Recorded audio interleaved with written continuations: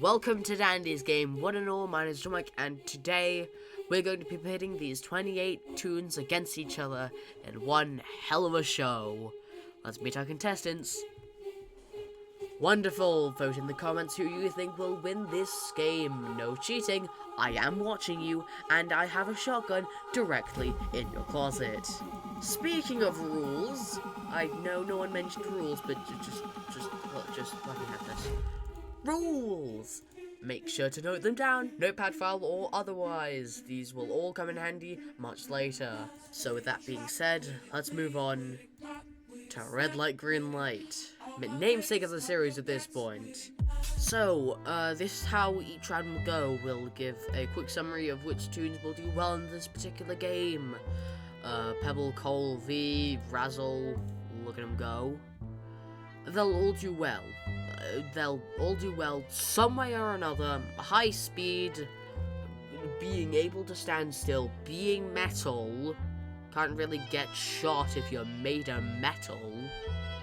But yeah. So, who's dying? Well, all the deaths stem, usually in these games, or this game, rather green light, from one death.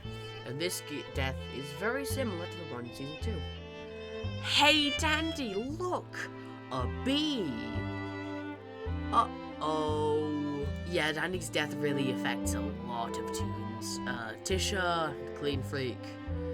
Flutter, unable to stop flying. Kinda bad for a game where you're meant to stand still. And Goob. Probably not scarring at all. With a sister standing right behind him. Oopsie. So anyway, lightning fire. Let's go on to honeycomb. Wait! Intermission. Okay, so everyone has seen Squid Game, right? So, no spoilers here, but remember how 76 and 212 climbed into the vents, saw Dalgonas, strategized for Dalgonas, and subsequently won Dalgonas? This is basically what happens here. Except instead of mentally unstable woman and smart girl, it is slightly less stable woman and slightly less smart girl, or slightly less girl, I guess. But anyway, this forms the Vegan Alliance with Chewies for legal reasons. So, what's the plan? Well, 3 steps. V goes into the vents. Tegan charismas up a guard. V relays information. And now, they're both surviving the games.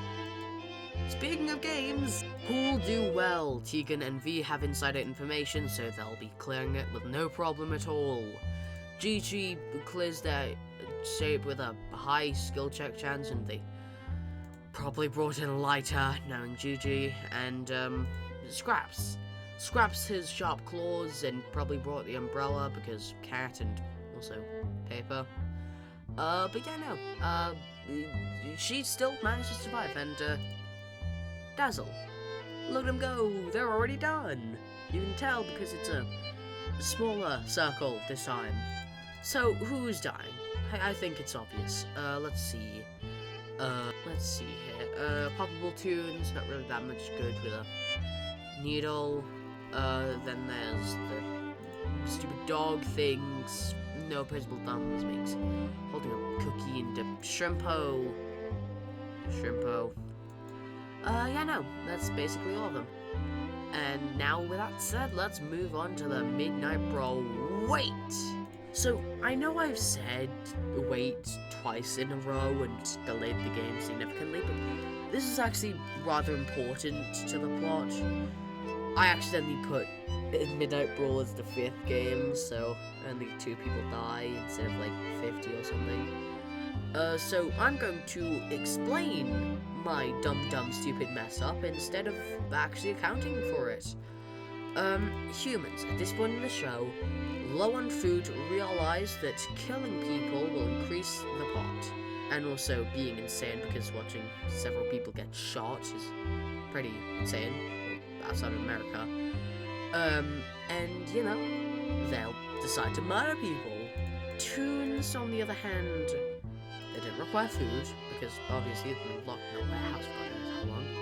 They don't understand currency, and if they did, well, the person who's currently in control of the economies are dead on the floor of Red Light, Green Light.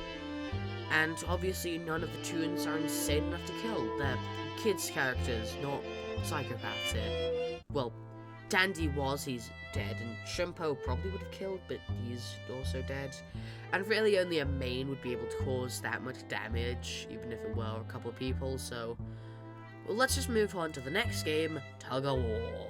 So, V. Due to rule number 3, I told you that would come in handy. Working with real-world physics here. V is metal, presumably thousands of pounds, and probably not that easy to tug with small, tiny, frail little cartoon arms. So, we're just going to settle it this way. V's side surviving, loser's side is dying, womp womp. So who's on V's squad? Mains are there, Cosmo joins Sprout, Connie joins V, Brightney joins Connie, Tegan, Vegan Alliance, and Shelly I forgot to put with the rest of the mains. So, let's go very quickly over who's dying. Gingy, Rudy, Boxton, GT goes flying, Razzle, look at him go. Pretty sure Roger comes down, and there goes Boxton. Oh, no, Vin. Now you're probably wondering, 7? But I thought there were 10 people who weren't on V's squad. What happened? Well, yeah. Due to rule number 2, abilities such as scraps is per allowed, so basically just as akin to, obviously, being made of metal would mean that you're against gunshots. Being able to pull yourself up from any chasm means you can't fall into any chasms. Pretty obvious, I think, to, And also, Glisten, even though his cuffed ability is teleportation, and obviously you can't really cuff a paper being, like, what are you going to do? Probably just paperclip them to the stupid rope. So, yeah, no, both of these are valid, and one of these two is going to be very important later on, so... Oh, and by the way, if you're wondering where Toodles is, we had an odd number of people, and who's going to pick Toodles for Tug of War? Marbles, let's get the crap here. Here's who's going to be dying. Shelly, Bobette, Toodles, Cosmo, Connie, and, who the hell was partnered with Scraps again? Through dramatic off-screen sacrifices, a ton of outwitting, probably doesn't help that you're paired up with a robot, sorry Shelly, and a child neglect. Seriously, did you really think that Tegan was going to sacrifice herself to a child? Seriously, Toodles is not surviving the next game. But yeah, with that done and said and dusted, these are our 6 survivalists. Astro, V, Sprout, Brightney, Tegan, and a stupid girl. And finally, or semi-finally, just to whittle out the final 4 people, let's move on to Glass Stepping Stone. Wait! Yeah, I know this is the 3rd time in this video that I've stopped the games to mention something. Well, do you guys remember what I said about the Midnight Brawl earlier? That no Toon is insane enough at that point to commit mass genocide, and only a main Toon would be able to cause that much chaos. Well, we happen to have a main Toon whose best friend just sacrificed themselves, and just watch a child get sacrificed before that. Okay, let's cut the crap here. Sprout's murdering a lot of people. So here's what's happening. Sprout realizes what's happening, and after going over the crisis of, oh my god, I just watched my best friend sacrifice himself for me, they go over to Tegan and they're like, bro, what the hell? You just sacrificed a child. And Tegan's like, oh, womp womp, she wasn't going to survive much longer anyway. And V, because Vegan Alliance is like, no, I'm with Tegan in this scenario. And that leads to another, they start fighting and bickering and blah blah blah, and that leads to the Midnight Brawl. Stabby stabby. So here's how this will go. Hold on. So, okay, so let's go with this. Sprout just stabbed Tegan, Everyone's shocked. The guards off screen are shocked. The toons, they're shocked. And suddenly, the lights happen to go out. Yeah, no, this is the only reason why I had to survive marbles. If you thought that a lamp could survive in the dark with a monster chasing, yeah, no, they're dead. But really, aside from Tegan and Brightly, no one else dies. Scraps is able to hide from his route. Astro is phenomenal stealth, and V's dying in the next game, so really, why should we not just have them survive this game? And yeah, now on to Glass Stepping Stones, the penultimate game. Okay, so this game in the show is really just a way to thin out the crowd and have the 3 survivalists survive.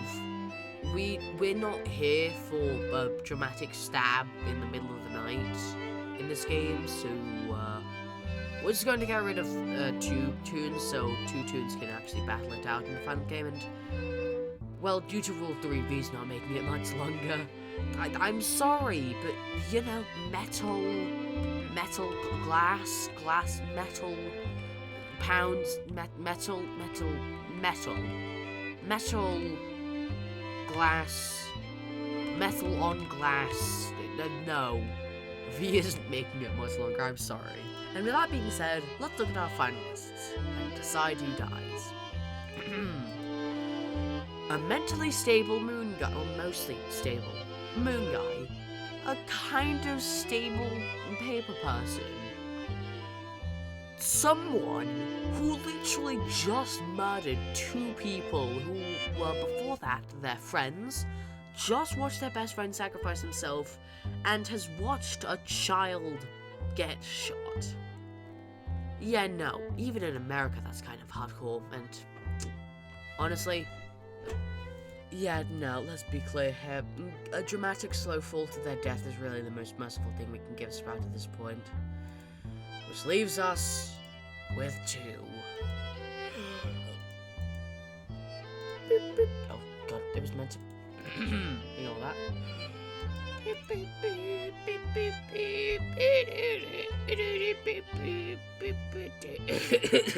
So, really, in the original show, yes, this is basically just a fight to the death.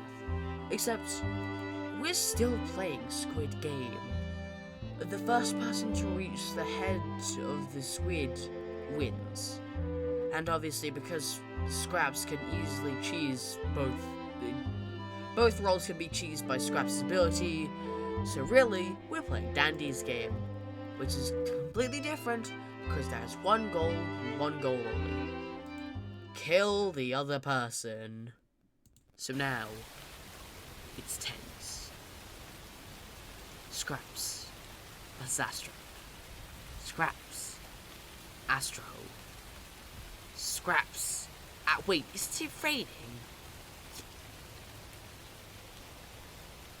Yeah, I probably should have thought of a dramatic rainy finale when one of the fighters is made of paper and a cat. Whatever. Yeah, no. Even if it wasn't raining, I still think that Astro would be able to beat up Scraps, in a 1v1. Even if there wasn't, like, rain holding Scraps back.